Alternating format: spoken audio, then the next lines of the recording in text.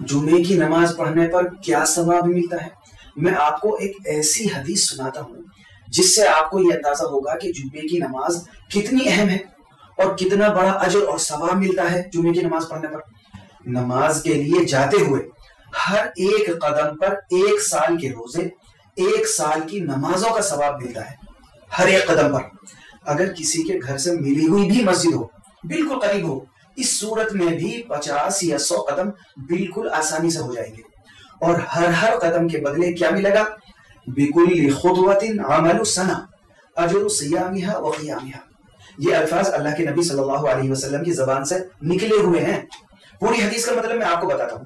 اللہ کے رسول صلی اللہ علیہ وسلم نے فرمایا، جس نے جمعے کے دن غسل کیا اور جلدی مسجد میں گیا اور امام کے قریب ہو کر خاموشی کے ساتھ غور سے خطبہ سنا، پھر نماز پڑھی، تو اس کے لیے ہر قدم کے بدلے 1 سال کے روزوں کا، 1 سال کی نمازوں کا